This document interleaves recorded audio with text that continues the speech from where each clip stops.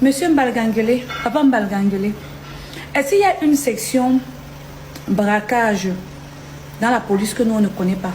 Est-ce qu'il y a une section vol? C'est-à-dire que quand on fait la formation, on dit vol qu'on ne connaît pas. Parce que ce que les policiers font dehors, c'est le braquage et c'est le vol. Je ne dis pas que tous les policiers sont comme ça là, mais on en a marre. On en a marre. Nous, on ne va pas partir. Un policier m'a dit aujourd'hui qu'il faut aller au Canada. Je n'ai pas l'intention de vivre hors de mon pays. Je n'ai pas l'intention de vivre hors de mon pays. J'aime mon pays et je n'arrive même pas à vivre hors de mon pays. Mais est-ce que dans ce pays, il faut avoir des relations pour vivre? Est-ce que dans ce pays, il faut avoir toujours un numéro à appeler? C'est là où tu te rends compte qu'il y a des gens qui se retrouvent dans des situations où la famille part réunir tous les fonds qu'ils n'ont même pas pour partir sortir quelqu'un de prison alors que la personne n'a rien fait. En tout cas sur la situation dans laquelle la personne se retrouve en cellule-là. J'ai parlé de ce qui m'est arrivé ce matin. Je me suis retrouvée dans un camion de gendarmes parce que j'ai dit policier et gendarme, le mélange là. Parce que j'ai dit qu'on ne bouge pas avec un de mes fils. Pourquoi? Tout simplement parce qu'il y a un policier, un vieux père policier qui a décidé de frapper, de voler 5000 francs. On les envoie dehors pour une mission. Ils arrivent dans un quartier. Ngousso était plein partout aujourd'hui avec les policiers. Ma fille, j'ai dit que j'ai besoin d'elle en urgence le matin. Je l'appelle, je lui dis j'ai besoin de toi, de mon assistante en urgence le matin. Elle me dit que c'est bloqué. C'est bloqué là. Il y a un papa là qui lui demande 5000 et qui lui demande de l'argent pour la libérer, pour qu'elle puisse passer. Ou sinon on l'embarque. Ce n'est pas on t'embarque ou on t'embarque. Ce n'est pas on t'embarque ou on te laisse chez toi. Non. C'est que soit tu donnes 5000, soit on t'embarque. Elle prend 5000, elle donne. Imaginez donc que c'était une maman qui avait son dernier 5000. Que c'était un argent qu'elle peut-être venir me donner, qu'elle venait peut-être me donner pour me soigner. Les gens qui n'ont pas fonds commun dans ce pays, que ces personnes meurent.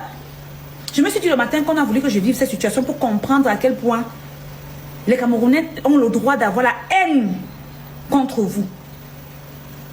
Les policiers sont devenus des braqueurs, des voleurs. Des braqueurs avec des autorisations de tirer. Ce sont des voleurs, les policiers là dehors. Ils étaient versés là. L'autre était sous. L'autre était complètement sous pour un homme en tenue. Soit disant, ils sont dehors. Il y a une femme là avec son fond d'encens.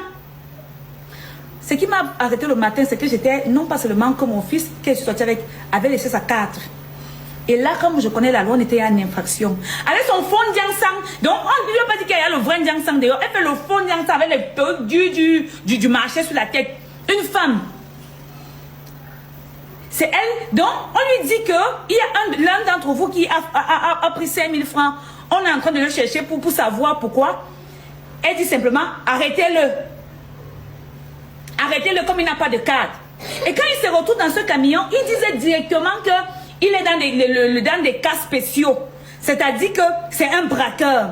Imaginons que il n'a pas de relation. Imaginons qu'on n'a personne. On se retrouve où? Avec l'armée aujourd'hui, avec les policiers aujourd'hui qui sont devenus des voleurs, avec des policiers aujourd'hui qui sont devenus des braqueurs, avec des policiers aujourd'hui qui n'ont pas d'état d'âme. Dans ce pays, il faut avoir quelqu'un pour appeler quelqu'un. Oui, il y a d'autres qui vont taper les trucs, qui vont dormir là-bas en cellule. Vous imaginez un peu que ce sont eux qui nourrissent leur famille. Ils vont dormir en cellule alors qu'ils avaient les cartes d'identité. Le temps que vous organisez des choses, on part avec eux en cellule. Dans vos cellules-là, il y a des voleurs dans vos cellules, qu'on a laissé vos cellules-là. Avec des voleurs dedans, quand tu viens récupérer on récupère ton portable, on te laisse entrer avec ton argent. Pourquoi avec ton argent là-dedans, les voleurs là, a été volés là-bas dedans? Ils sont conscients, les policiers là sont conscients. Qu'ils t'envoient là-dedans pour qu'on aille voler, pour venir partager, pour partir donner les miettes de la sorcellerie, de la malchance là à vos familles. Je dis encore plus, on me dit que pendant les élections, le sang qui voulait se verser au Cameroun, il y avait trop plus mauvaise énergie. Je me suis toujours battue. On m'a traité de tribalistes ici pendant les élections. Il y a celui-là avec sa grosse tête et son corps qui est devenu maigre là, qui s'est levé même jusqu'à dire que j'ai insulté la Mileke. Tout ça parce que j'étais en train de défendre le pays, c'est que pas de sang au Cameroun. Mais si c'est pour qu'on finisse de se battre comme ça là, et que les choses ne changent pas, et que dans un, on dit que oui, on m'a dit que non, c'est la grâce, ce n'est pas la grâce.